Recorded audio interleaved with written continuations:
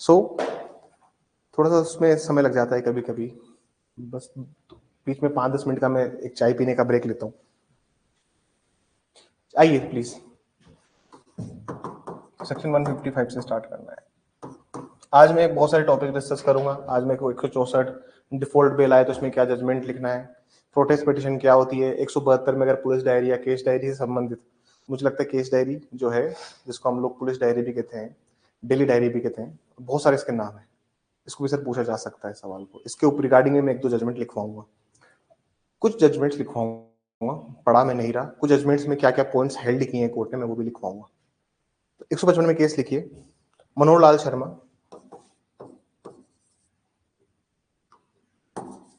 Please case का नाम लिखिए 155 में।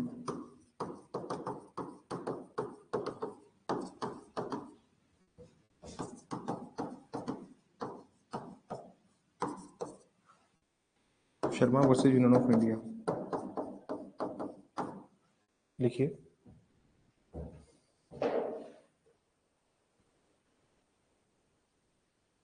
It is the duty of police officer, लिखिए इसमें, it is the duty of police officer, it is the duty of police officer.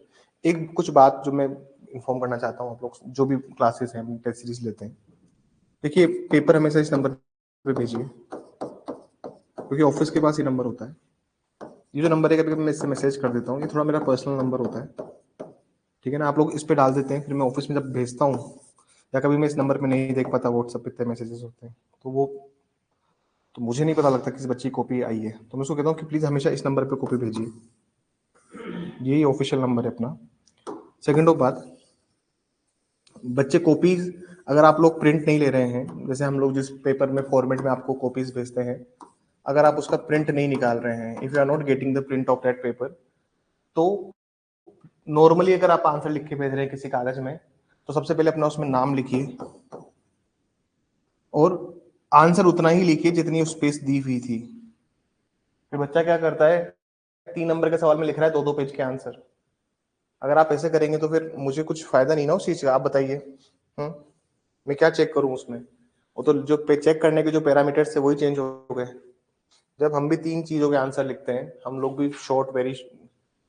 भी very short short और ऐसे टाइप के 3 टाइप के पैटर्न हम लोग फॉलो कर रहे हैं, तो फिर अगर ये बेसिक चीजों का ध्यान रखोगे तो फिर हमारे को दिक्कत आएगी। और कॉपीज इतनी सारी आती है लेकिन नाम नहीं लिखते हो, तो प्लीज नाम लिखना स्टार्ट कीजिए कॉपीज के ऊपर, कि हमें पता तो लगे किसको क्या भेजनी है। आप एक बच्चे नहीं हो हमारे पास, नाम लिख दोगे तो बहुत आसान होता है। कॉपी चेक करके हम सिर्फ ये, एक टीम के कल एक आदमी तो सिर्फ आधे घंटे तक ये देख रहा था कि किसकी राइटिंग कैसी है, किसकी राइटिंग कैसी है, किसकी राइटिंग से आइडेंटिफाई करें कि किसकी कॉपी कौन सी है। तो मैंने बोला एंड्रू तुझे ग्रुप में डाल दो, नेक्स्ट टाइम उनको भी याद रहेगा कि कॉपीज जो है वो सिर्फ पर्सनली या फिर आपको नाम लिख के भेजनी है। चलिए आगे चलते हैं। मनोज शर्मा में लिखिए, it is the duty of, it is the duty of police officer to perform the investigation. ये पुलिस अधिकारी का कर्तव्य होगा कि, ये पुलिस अधिकारी का कर्तव्य होगा कि, ये पुलिस अधिकारी का कर्तव्य होगा कि, it is the duty of police officer to perform the investigation. ये पुलिस अधिकारी का कर्तव्य होगा कि वह मजिस्ट्रेट के द्वारा आदेश प्राप्त होने पर, मजिस्ट्रेट के द्वारा आदेश प्राप्त होने पर, मजिस्ट्रेट के द्वारा आदेश प्राप्त होने पर अन्वेषण प्रारंभ करे, अन्वेषण प्रारंभ करे, अन्वेषण प्रारंभ करे। It is the duty of police officer to perform the investigation when get order from magistrate, when get order from magistrate, when get order from magistrate। एक लैंडमार्क जजमेंट लिखेंगे इसके ऊपर। कभी कभी क्या होता है कि विदाउट पुलिस ऑफिसर के ऑर्डर के भी, मतलब ऐसा है कि मजिस्ट्रेट साहब ने ऑर्डर नहीं दिया है आपको टू इन्वेस्टिगेट, और फिर भी पुलिस कभी कभी क्या करती है, the police officer start the investigation in the cases of non cognizable cases, मतलब असंज्ञेय मामलों में भी अन्वेषण प्रारंभ कर देती है। असंज्ञेय मामले, नॉन कॉग्निजेबल केसेस में भी इन्वेस्टिगेशन स्टार्ट कर देती है, जबकि ऑर्डर चाहिए होता है मजिस्ट्रेट का। तो मजिस्ट्रेट साहब ने ऑर्डर दिया नहीं है बट इन्वेस्टिगेशन आपने स्टार्ट कर दी है, तो उस इन्वेस्टिगेशन में क्या प्रभाव पड़ेगा, उस इन्वेस्टिगेशन पर क्या प्रभाव पड़ेगा, और क्या पड़ेगा उसके ऊपर। किसका नाम लिखिए, केशव लाल, किसका नाम लिखिए please, Keshav Lal versus state of Bihar.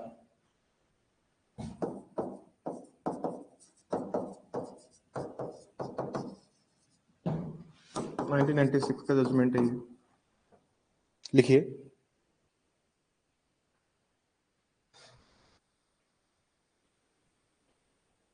लिखिए, in cases of non cognizable, in the cases of non cognizable, असंज्ञेय मामलों में, in the cases of non cognizable,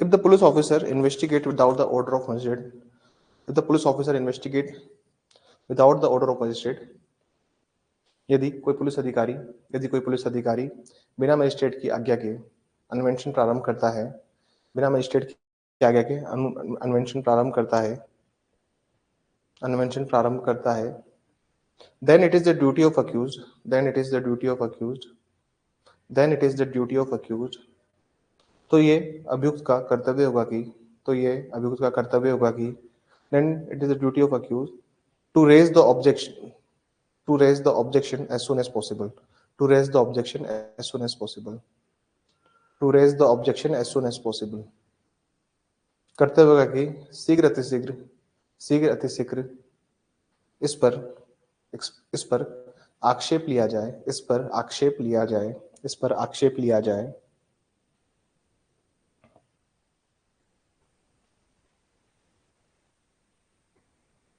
आगे लिखिए, for that purpose he can file an application before trial court, for that purpose he can file an application before the trial court, इस उद्देश्य के लिए, इस उद्देश्य के लिए वह विचारण करने वाले न्यायालय के समक्ष, थोड़ा तेज लिखना, इस उद्देश्य के लिए वह विचारण करने वाले न्यायालय के समक्ष आवेदन कर सकता है, ट्रायल कोर्ट, और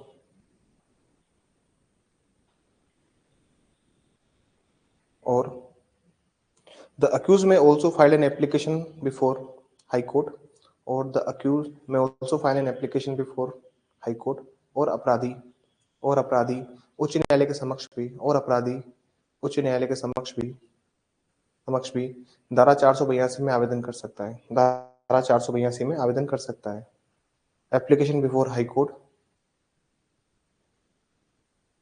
under section 482, under section 482, under section 482, paragraph निकल लिखिए, however, however, if the, however, however, ऐसे लिखिए, however, if there is a delay in raising such objection, however, if there is a delay in raising such objection, हालांकि यदि, हालांकि यदि, हालांकि यदि इस आक्षेप को उठाए जाने में देरी हुई है, हालांकि यदि इस आक्षेप को उठाए जाने में देरी हुई है, and the case has reached at this advanced stage, and the case has reached at the advanced stage, और मामला अग्रिम प्रक्रम में पहुंच चुका है, और मामला अग्रिम प्रक्रम में पहुंच चुका है, और मामला अग्रिम प्रक्रम में पहुंच चुका है, reach the advanced stage, then the court will not quash the proceeding, then the court will not quash the proceeding, तो न्यायालय प्रक्रिया को निरस्त नहीं करेगा, तो न्यायालय प्रक्रिया को निरस्त नहीं करेगा, तो न्यायालय प्रक्रिया को निरस्त नहीं करेगा, rather the court will only conduct an examination of, rather the court will only conduct an examination of section 465, बल्कि न्यायालय धारा 465, धारा 465 में परीक्षा करेगा, धारा 465 में परीक्षा करेगा, धारा 465 में परीक्षा करेगा। 465 क्या होता है बताने की जरूरत नहीं होनी चाहिए आप लोगों को, 465 में परीक्षा करेगा, ठीक है ना। अगर देखिए, अगर पुलिस ऑफिसर को पास पावर नहीं थी, although he investigate the whole matter, तो भी कोई फर्क नहीं पड़ेगा, ठीक है ना, विशिएट नहीं होगी। एक लाइन और लिख लीजिए पैराग्राफ में, द प्रोसीडिंग्स विल पर से not vitiate, the proceeding will पर से नॉट विशिएट, ऐसी प्रक्रिया प्रारंभ से ही दूषित नहीं मानी जाएगी, ऐसी प्रक्रिया प्रारंभ से ही दूषित नहीं मानी जाएगी, दूषित नहीं मानी जाएगी, द प्रोसीडिंग विल नॉट पर से विशिएट, ऐसी प्रक्रिया प्रारंभ से ही दूषित नहीं मानी जाएगी, प्रारंभ से ही दूषित नहीं मानी जाएगी।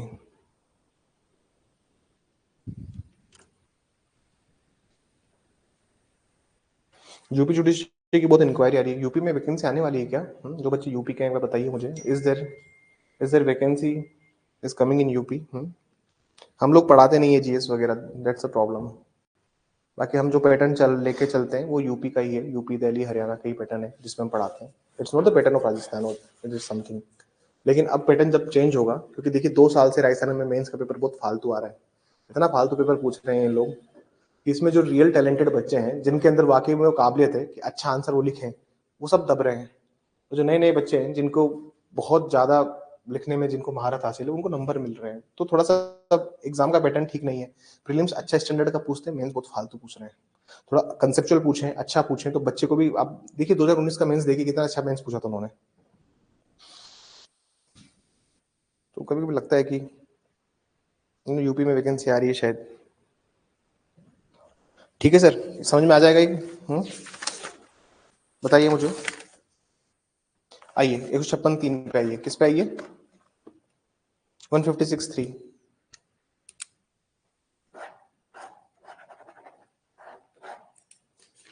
156(3) पे आइए। There are so many judgments upon the point of section 156(3).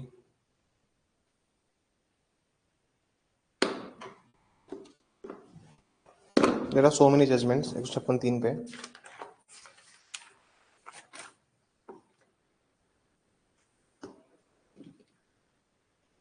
कुछ लेटेस्ट जजमेंट भी 2021 के 22 के, वो भी मैं लिखवा देता हूँ। कुछ 20 के जजमेंट्स भी हैं। किसका नाम लिखिए? सुप्रीम भिवंडी वाड़ा मैनर इंफ्रा, नाम लिख देता हूँ।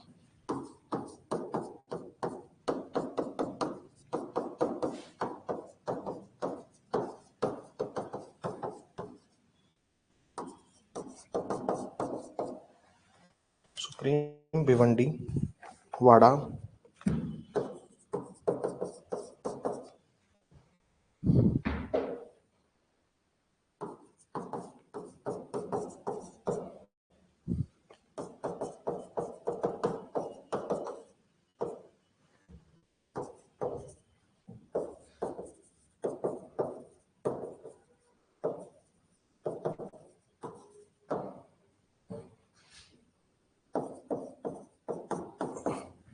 किसका नाम लिखिए, थोड़ा सा लिखवा देता हूँ उसमें। 156(3) में ये केस है, ठीक है ना? क्योंकि विनू भाई हरि भाई मालवीय सभी लिखेंगे, उसको भी लिखवा दूंगा, विनू भाई हरि भाई मालवीय को भी। Would also dictate this judgement. क्या गाइडलाइंस इसमें हेल्ड की गई थी? फर्स्ट पॉइंट लिखिए,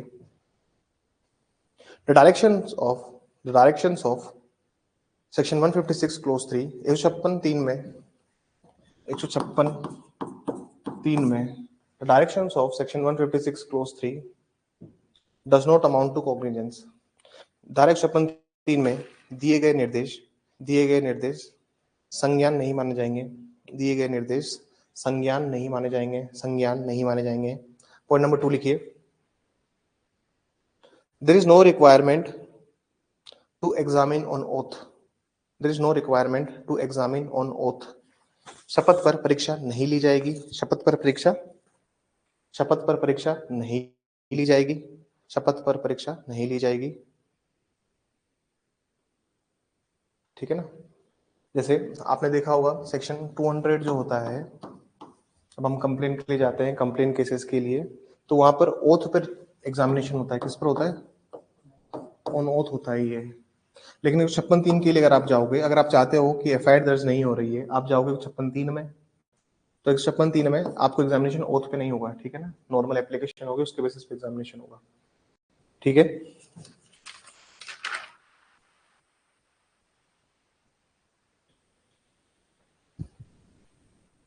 केस का नाम लिखिए, Naman Singh versus state of UP.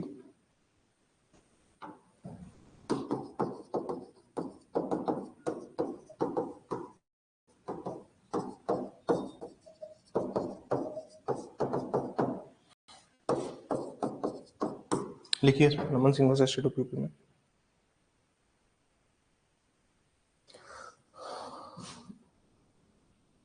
The power of section 156 clause 3, the power of section 156 clause 3 is not available to executive magistrates, is not available to executive magistrates.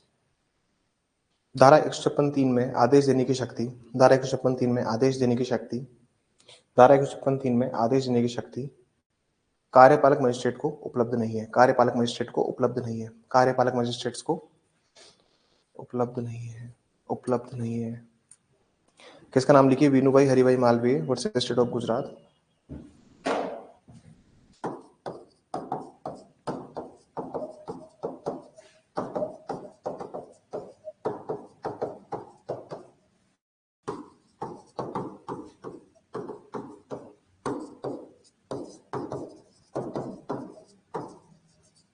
Just Covid के पहले आया था एक case, लिखिए प्लीज इसमें।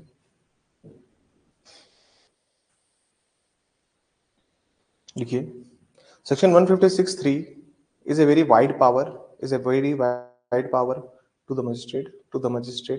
धारा 156(3), धारा 156(3) मजिस्ट्रेट की एक व्यापक शक्ति है, मजिस्ट्रेट की एक व्यापक शक्ति है, मजिस्ट्रेट की एक व्यापक शक्ति है। पॉइंट नंबर 2 लिखिए, पॉइंट नंबर 2 लिखिए। धारा 156(3) सपठित अनुच्छेद 21, धारा 156(3) सपठित अनुच्छेद 21, अनुच्छेद 21, अनुच्छेद 21 मजिस्ट्रेट को एक उचित अन्वेषण के लिए, मजिस्ट्रेट को एक उचित अन्वेषण के लिए, मजिस्ट्रेट को एक उचित अन्वेषण के लिए, लिखिए मजिस्ट्रेट को उचित और न्यायिक अन्वेषण के लिए, मजिस्ट्रेट को उचित और न्यायिक अन्वेषण के लिए तमाम आनुषांगिक व विवक्षित, तमाम आनुषांगिक व विवक्षित शक्ति प्रदान करती है, तमाम आनुषांगिक और विवक्षित शक्ति प्रदान करती है, शक्ति प्रदान करती है। Section 156 clause 3 read with article 21 of the constitution, article 21 of the constitution provides all necessary power, provide all necessary power to the magistrate, to the magistrate, to the magistrate, whether incidental or implied, to the magistrate, whether incidental or implied, whether incidental or implied,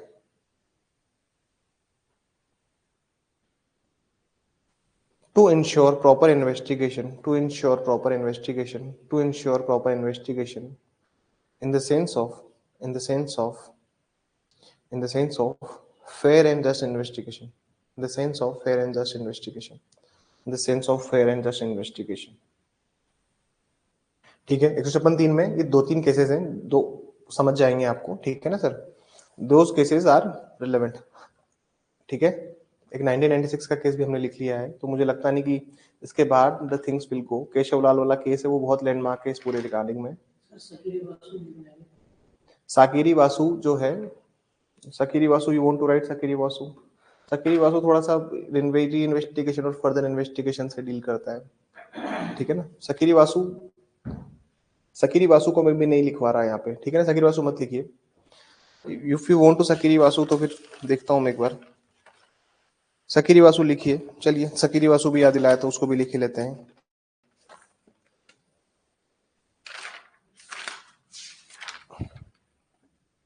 किसका नाम लिखिए? साकिरी Vasu state of UP. मैंने लिखवाया था उस class में, okay फिर लिखिए।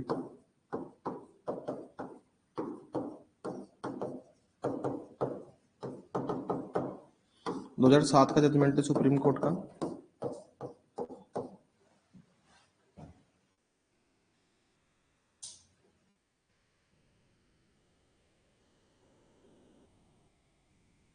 देखिए, इफ द मजिस्ट्रेट, इसलिए if the police officer refuses to lodge an FIR, if the police officer refuses to lodge an FIR, यदि पुलिस अधिकारी प्रथम सूचना रिपोर्ट को अभिलिखित करने से, यदि पुलिस अधिकारी प्रथम सूचना रिपोर्ट को अभिलिखित करने से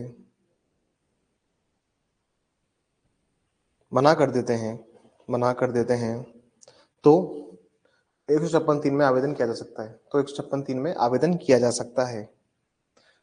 then an application of 156(3), then an application of section 156(3) can be made, can be made, can be made।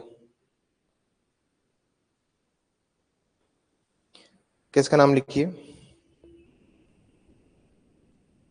Mohammad Yusuf Afaq जहान,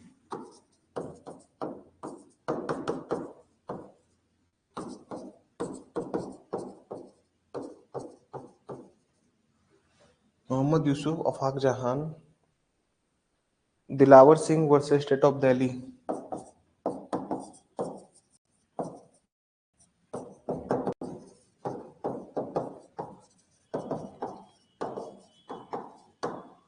Mohammad Yusuf Afaq Jahan, Dilawar Singh versus state of Delhi. This is 2007, 2006 का है, सुप्रीम कोर्ट के जजमेंट्स हैं। लिखिए इसमें क्या बोला है। An order of section 156(3), an order of the section 156(3) is a precognizance order, is a precognizance order, is a precognizance order। धारा 156(3) में दिया गया आदेश, धारा 156(3) में दिया गया आदेश, धारा 156(3) में दिया गया आदेश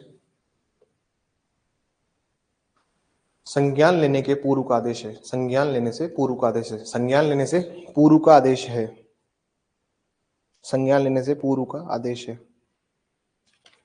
संज्ञान लेने से पूर्व का आदेश है।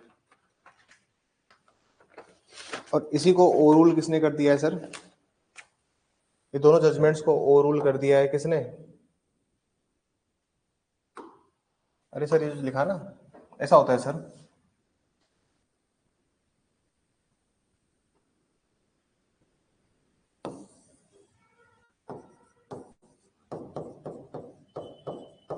चार्जशीट फाइल होती है, कॉग्निजेंस लिया जाता है 190(1)(b) में, संज्ञान क्या ले रहे हैं? 190(b) में। तो ये कह रहे हैं, कहने का मतलब है कि अगर एक बार आपने संज्ञान ले लिया ना, उसके बाद आप 156(3) का आदेश नहीं दे सकते। मतलब अगर आपको 156(3) का आदेश देना है तो संज्ञान लेने के पहले, इसे प्री कॉग्निजेंस ऑर्डर क्या बोल रहे हैं? संज्ञान लेने के पहले ही आप आदेश दीजिए ये वाला 156(3) का। लेकिन अगर एक बार संज्ञान ले लिया तो ऐसा नहीं कि 156(3) का आदेश आप संज्ञान लेने के बाद भी, मतलब कॉग्निजेंस के बाद भी आप 156(3) का ऑर्डर दे रहे हैं, ये नहीं होगा। जजमेंट मना करते हैं इस बात को। लेकिन इसी बात को ओवररूल कर दिया किसमें? किसका नाम लिखिए, दोबारा नहीं लिखाऊंगा मैं, विनू भाई जजमेंट, इसलिए लिख दीजिए विनू भाई जजमेंट। विनू भाई जजमेंट ने ओवररूल किया। हालांकि इस सिद्धांत को पलटा जा चुका है, हालांकि सिद्धांत को पलटा जा चुका है। However, this principle has been reversed in the case of, however, this principle has been reversed in the case of, हालांकि सिद्धांत को पलटा जा चुका है विनू भाई मामले में, विनू भाई मामले में लिखाया था ना पूरा नाम, विनू भाई हरिभाई मालवीय वर्सेस ऑफ गुजरात। विनू भाई मामले में लिखिए कोर्ट ने क्या बोला इसमें, सुप्रीम कोर्ट ने, इसमें जस्टिस RF नरीमन साहब थे, उन्होंने क्या बात बोली। It has been held that, न्यायालय ने अभिनिर्णय किया कि, न्यायालय ने अभिनिर्णय किया कि, विनू भाई में क्या बोला, it has been held that order of section 156 clause 3, अभिनिर्णय किया कि धारा 156(3) का दिया गया आदेश, धारा 156(3) का दिया गया आदेश, the order of section 156 clause 3 can be passed even after taking cognizance, can be passed even after taking cognizance, can be passed even after taking cognizance। क्या की धारा 156(3) का आदेश संज्ञान लेने के पश्चात भी हो सकता है, संज्ञान लेने के पश्चात भी हो सकता है। मतलब ये कहना चाह रहा है विनू भाई हरिभाई मालवीय, विनू भाई हरिभाई मालवीय कहना चाह रहे हैं सर कि आप चाहें तो उसको कॉग्निजेंस हुआ है, उसके बाद भी आप चाहो तो 156(3) का आदेश दे सकते हो। बात समझ में आई? चलिए आगे चलते हैं। It is very well sufficient in, ठीक है ना, हम आगे चलते हैं। आ जाइए 161 में क्या जजमेंट लिखना है, 161 का जजमेंट लिख लीजिए। नंदिनी सप्तपति वर्सेस PL दानी, 161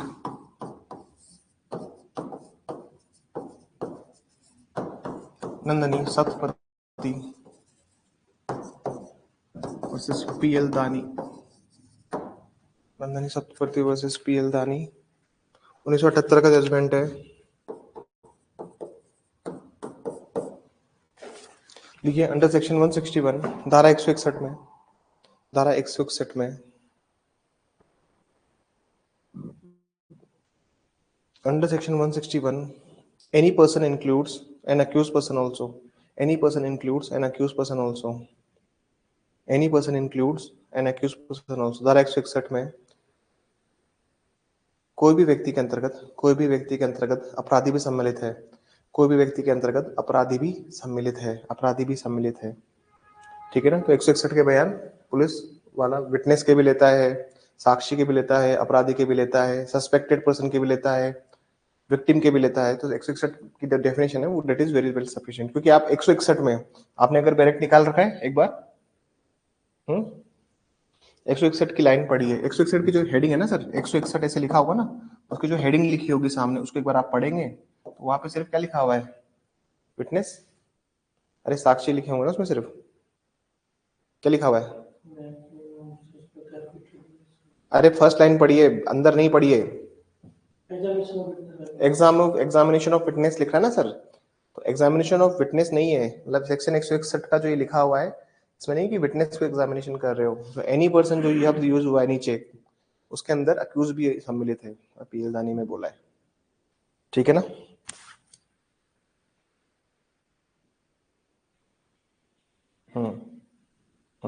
साक्षी जो शब्द है ना, सिर्फ साक्षी के लिए नहीं है, उसके अंदर और भी लोग भी सम्मिलित हैं, ये पीएल दानी बोल रहा है।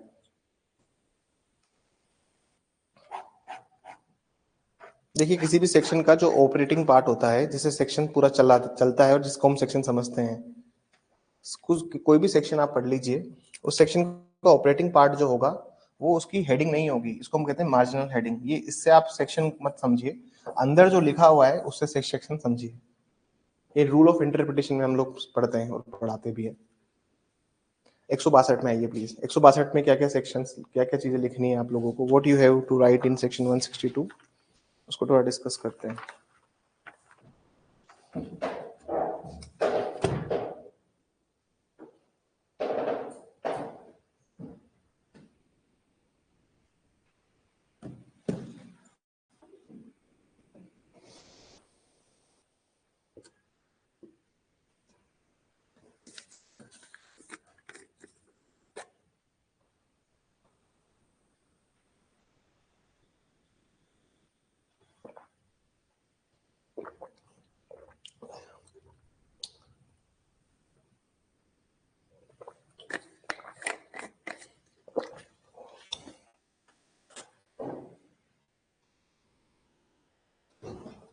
चलिए आगे चलते हैं, 162 में बात करते हैं।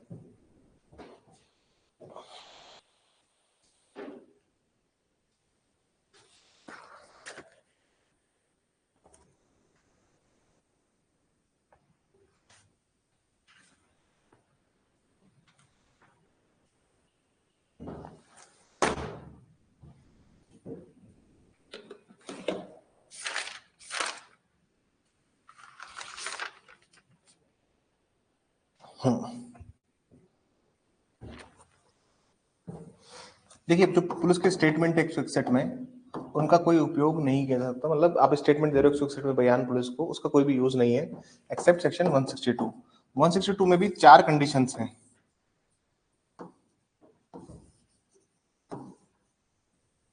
कहने को 4 है बट है 5। जैसे अगर विटनेस हॉस्टल हो जाएगा, हम किसकी बात कर रहे हैं, एक्सेप्शन की बात कर रहे हैं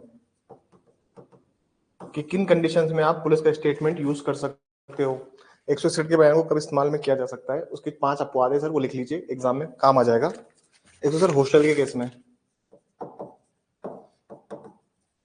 अब जो पेपर दूंगा मैं उसमें सारे सवाल पूछूंगा आपसे। हॉस्टल विटनेस, इसको बोलते हैं पक्षद्रोही साक्षी।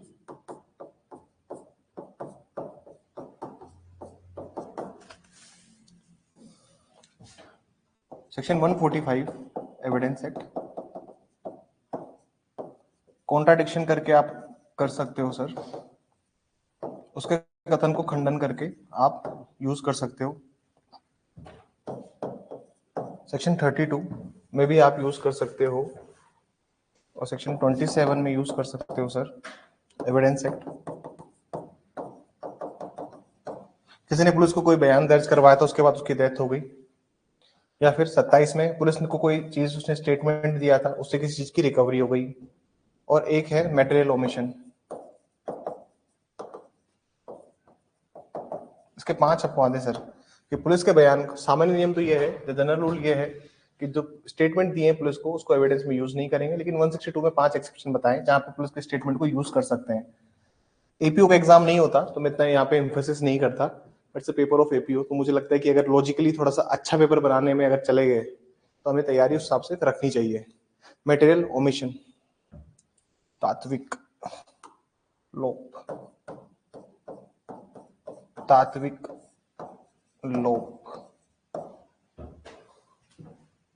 तात्विक लोप।